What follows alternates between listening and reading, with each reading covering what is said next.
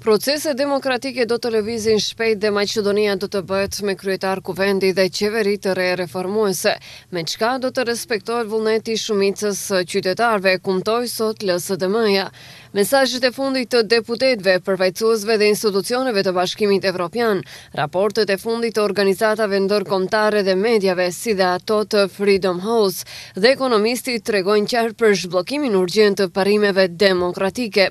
Çdo pengesë e proceseve demokratike do të thotë kanosje për vlera demokratike dhe e çon Maqedoninë në izolim të mëtejmë prej botës demokratike, thuhet në kumtesën e sotme të LSDM-s. Nga partia teksojnë se Gruevski, Ivanov dhe VMRO-DPM-ja nuk gëzojnë ta çojnë shtetin në izolim, vetëm që t'i parandalojnë ndryshime dhe të mbrohen prej përgjegjësisë për krimet e bëra. Qytetarët nuk do të jetojnë në vend të ndarë binacional dhe të izoluar, vetëm për atë se udhëheqësia kriminale e VMRO-DPM-s nuk dëshiron të ballafaqohet me përgjegjësinë. Për bashkësi dhe integrim u prononcuan mbi 700.000 qytetarë të Maqedonisë, votat e së cilëve janë shndruar në 67 mandate deputetësh. Kjo është shumica parlamentare e cila do të fuqizojë vullnetin e shumicës dhe do të zgjedhë kryetar kuvendi dhe qeveri të re demokratike, thuhet në kumtesën e LSDM-s.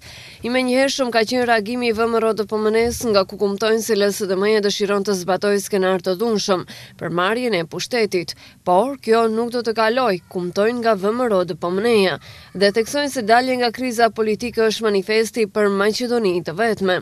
Sipas partisë, bëhet gjithnjë e më e dukshme se me LSDM nuk mund të arrihet asnjë marrëveshje, e cila nuk do të ishte në dëm të shtetit, dhe se thurin plane si në mënyrë jo demokratike të fillojnë të zbatojnë platformën e Tiranës. Nga VMRO-ja theksojnë se fillimisht LSDM-ja refuzon të heqë dorë nga platforma e Tiranës, elementet e së cilës shojnë drejt shkatrimit të shtetit. Pastaj LSDM-ja heshti edhe për paralajmërimet e Ministrisë për Punë të Jashtme të Shqipërisë, se pikërisht ato elemente duhet të vendosen në Kushtetutën e Republikës së Maqedonisë, ndërsa tani LSDM-ja hapta sot se ka plan si edhe me forcë ta realizojë.